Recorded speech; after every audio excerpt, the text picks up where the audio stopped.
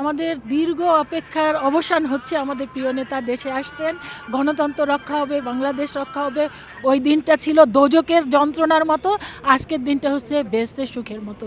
এটা একটা অসাধারণ ফিলিংস। এটা আমি বলবো যে একটা ঐতিহাসিক বলতে পারেন। এটা জীবনের শ্রেষ্ঠ, আমি মনে করি শ্রেষ্ঠ মুহূর্ত আমরা এই সময়টায় উপভোগ করছি।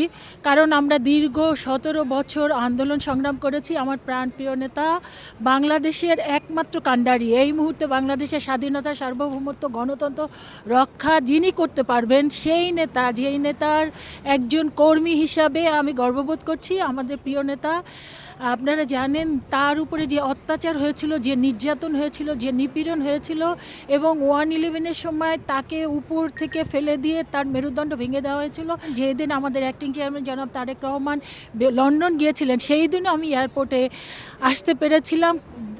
সেদিন খুবই অল্প, ধরেন 5 থেকে 7 জনের বেশি হবে না তারা আমাদের উপস্থিত ছিলেন।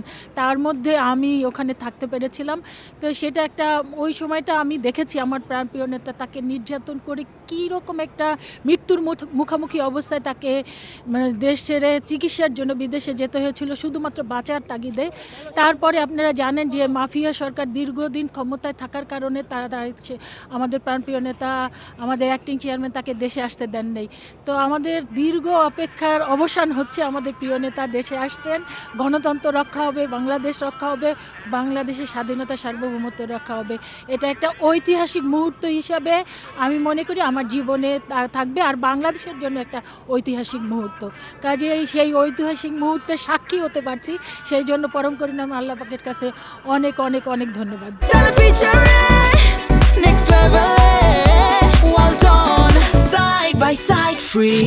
ভীষণ বেদনাদায়ক ওই দিনটা ছিল, আমাদের সবচাইতে কষ্টের। আর আজকের দিনটা হচ্ছে আমার জীবনের সবচাইতে আনন্দের। কাজেই আপনি এটা অনেকটা আমি তুলনা করতে পারি, ওই দিনটা ছিল দোজকের যন্ত্রণার মতো, আজকের দিনটা হচ্ছে বেহেশতের সুখের মতো। তা আমি এই দুইটাকে এইভাবেই আমি কম্পেয়ার করতে চাই এবং বর্ণনা করতে চাই।